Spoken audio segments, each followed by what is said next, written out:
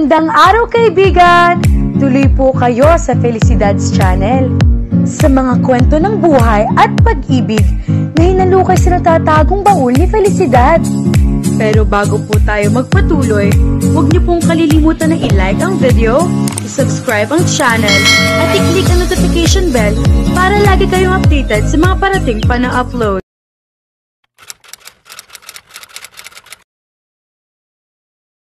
Mag-aalas 2 na ng hapon. Isang oras na yatang gising ang Kuya John Lloyd ni Dea.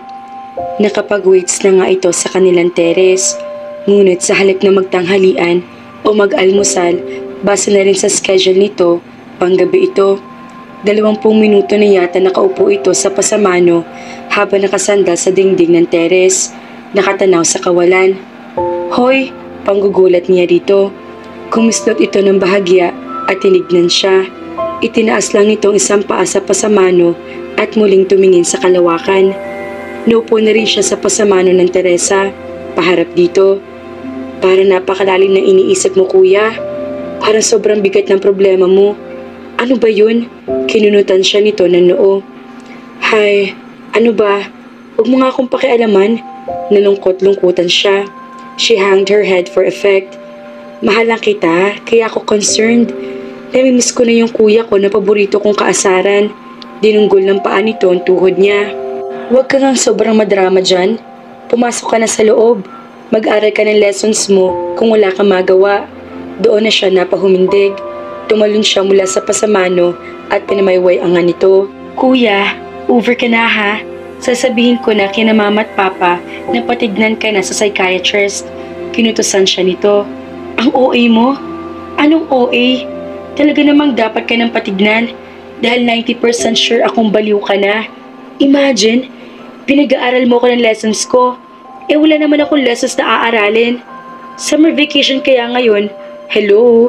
Nagulat ito, ngunit halata ring binura agad dito ang pagkagulat. Nagbibiro lang ako, bawi nitong hindi naman nakangiti. Oo na, aniya, umupo ulit siya sa pasamano. Ayaw pang aminin na may problema siyang chick. Kaya malilimutin na. Si Ate Candy ba? That got an immediate reaction from her brother. Dumiretso ito ng upo. Bakit mo nasabing si Candy pinoproblema ko? Nakita ko lang sa drawer mong pictures ninyong dalawa. Pati na yung mga cards.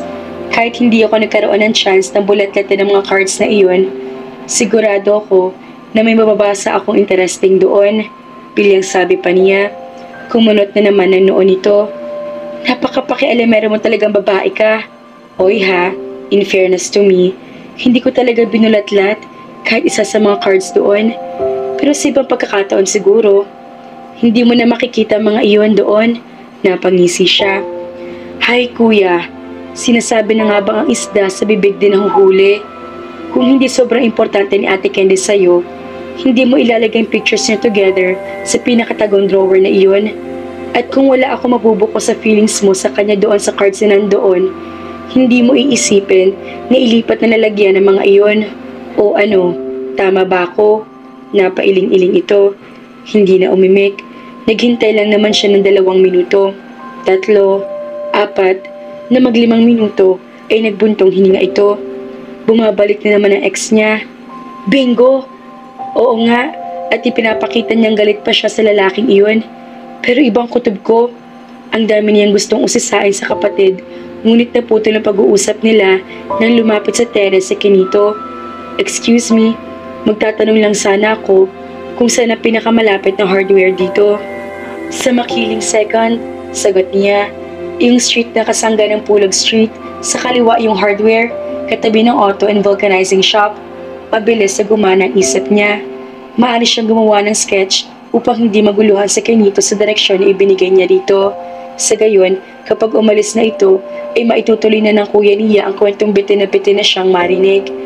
Maaari din naman mag-volunteer na lang siyang samahan si Kenito upang magkaroon ng pagkakataong mag-solo sa lanito. Sa dalawang naglalabang puwersa sa utak niya, na naig ang huli. Siyempre pa, dahil kakampi nito ang puso niya. Mas mabuti pa siguro kung samahan na lang kita Kenito, wika niya. Nakangiti siya ng bahagya pero tila pumapalakpak at tumatalo ng puso niya sa loob ng ribcage niya. Nakakahiya naman sa'yo. Maabala pa kita. Hayaan mo nang samahan ka nitong si Dea. Pagsang-ayon ng kuya niya. Muntik na niya nahalikan nito sa tuwa kung hindi lang sa parting shot nito. Kanina pa ako inaabala ng isang yan. Hindi tuloy ako makakain. Nagpapasalamat si Dea dahil malayo-layo ang lalakarin nila ni Kenito. May namataan siyang nakaparadang padyak sa di kalayuan sa kanila. Ngunit hindi niya niyaya sa Kenito na sumakay sila roon dahil gusto niya magkasabay lang sila habang naglalakad. Pagkakataon niya iyon.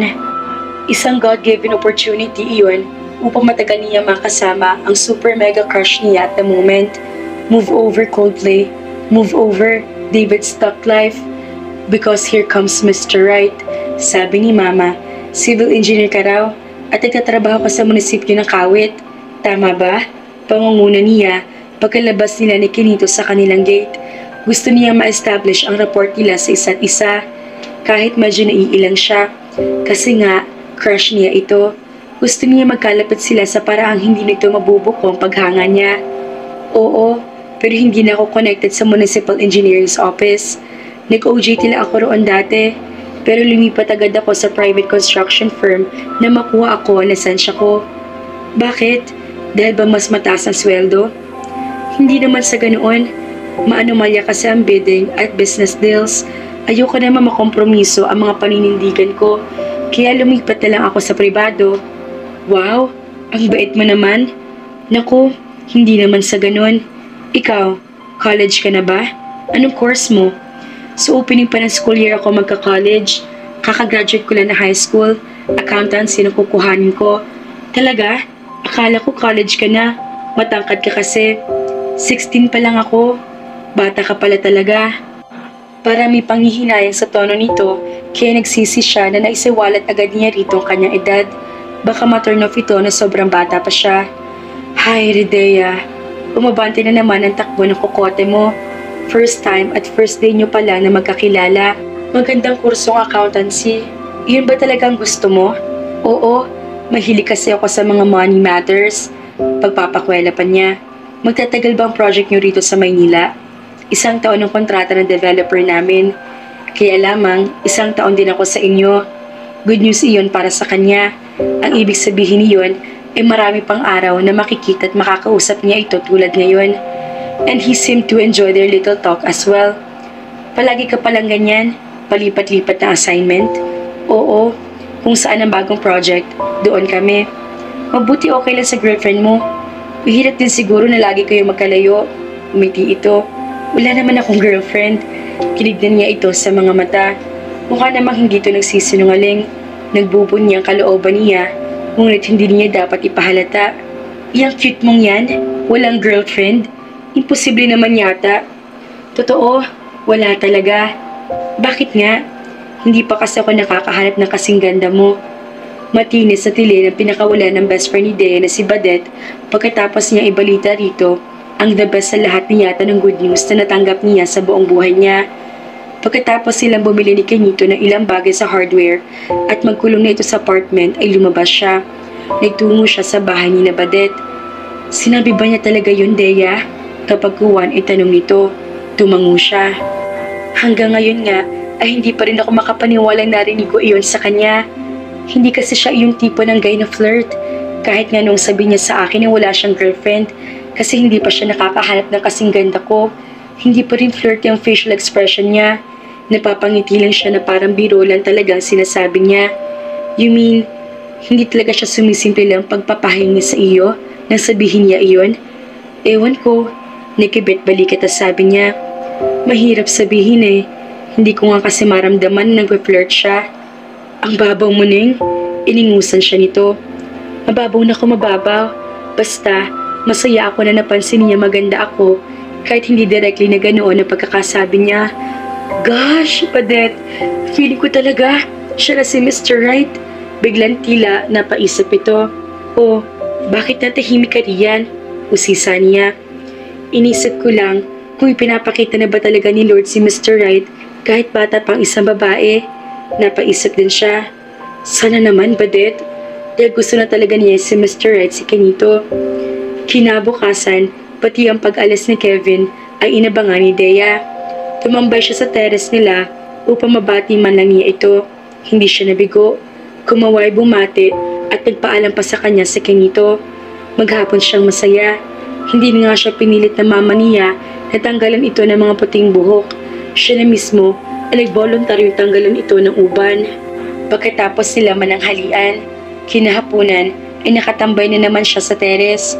Naabutan siya roon ni Kenito. May dala na itong motorsiklo. Pinagbuksan niya ito ng gate. "Uy, may service ka na ah," wika niya. "Sa iyo ba yan?"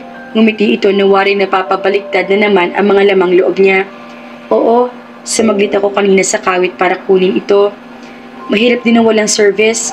Medyo traffic kapag ganitong rush hour."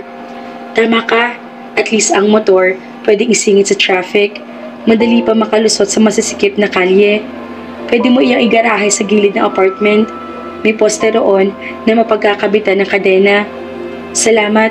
Hindi ba delikado rito? I mean, alam kong matitinik ang magnanakaw dito sa Maynila." "Matitinik nga, pero huwag ka mag-alala. Mas matinik si Bistek sa kanila. Aniya ang tinutukoy ay ang kanilang alagang askal.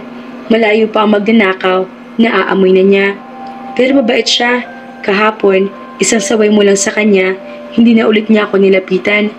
Napahanga tuloy ako." Nagtataka siya kung bakit napapangiti ito na tila nagbibiro. "Kay Bistek?" "Hindi. Sa'yo. Kahit hayop pala'y kaya mong paamuin at turuan na makakaalala." Ano bang sinasabi ng lalaking to? Hindi na nga niya ito nilapitan, pero lagi naman siya nakabantay sa isang tabi tuwing lalabas ako ng pinto. Naisip ko, siguro mas madali ka magpaamo ng tao. Napangiti na rin siya. "Bakit mo naman nasabi?" May nahihimigan siya. Bahagyang-bahagya lang naman na para nagpapakyut ito sa kanya. "Kasi napaamo mo ako agad." Kumpleto na sana kaligayahan ni Dea dahil unti-unti na sila nagkakalapit ni Kenito kung hindi lang sa Kuya John Lloyd niya. Sa paglipas ng mga araw ay napapansin niya mas nagiging malulungkutin ito. Hindi na siya nakatiis. Isang araw, itinoon niya ito na off sa ospital ay kinausap niya ito. "Kuya, ano ba nangyayari sa inyo ni Ate Candy? Bakit lately ay hindi ka na nagkukwento?" "Wala namang dapat ikwento," wika nito. Imposible at ang sinasabi nito dahil sa pagkakaalam niya ay magka-shift ito at si Ate Candy. "Nag-aaway ba kayo?" "Nino, isa lang ang taong nikukwento mo sa akin dati pa. Sino pa ba?" "Dea, please. Ayoko siyang pag-usapan. Pero hindi na maganda napapansin ko sa'yo, kuya. Dati, stressed out ka lang. Ngayon, parang depressed ka na at pinipilit mo pang itago." Pumuntong hininga ito. Nagkabalikan na sila ng ex-boyfriend niya, Dea. Wika nito. Nalungkot siya para sa kapatid. Kahit kailan na niya na lamang may lihim itong pagtingin sa best friend nito, sa palagay niya, ay noon pa nito itinatagong damdamin itong iyon kay Ate Candy at sa kanilang lahat. Hanga rin siya sa husay nito magtago. Alam niya mahirap gawin iyon. "Kuya, madalas kong marinig ang kasabihan na pantay-pantay lang ang lahat ng tao pagdating sa love. Bakit hindi mo subukan ligawan sa Ate Candy? Sana nga ay noon mo pa ginawa, nung hindi pa bumabalik ang ex niya. Ang tagal na kaya ninyo mag-best friend." "Iyon na nga eh, best friends kami. Kaya paano ko siya liligawan? Padala mo ng roses. Sulatan mo." Umiling ito. "Bata ka pa, kaya hindi mo alam na sa kaso namin ni Candy, hindi lang ganun kasimpleng gawin ang sinasabi mo." "Ano bang hindi simple roon? Sigurado naman kung susundin ito ang sinasabi niya, malalaman na ni Ate Candy na may feelings dito ang kuya niya. Kung nagagawa nga ng iba, bakit hindi ikaw?" "Best friend ko siya, Dea. Sa kultura natin, para katumbas na rin iyon na pagiging magkapatid sa laman. Sa tingin mo, paano ko sasabihin sa kanyang mahal ko siya na hindi niya iisiping sinasamantala ko pagiging matalik namin magkaibigan?" Umiling-iling na naman ito. Hindi man lang umiti sa biro niya. It's not as simple as that. Napaka-komplikado talaga ng pag-ibig, mga ka-felisidad. Kagaya na lamang ni Dea, ang bata-bata pa pero nagkakagusto na siya kay Kenito. Ang kuya naman niya, in love sa best friend. Kaya naman, abangan!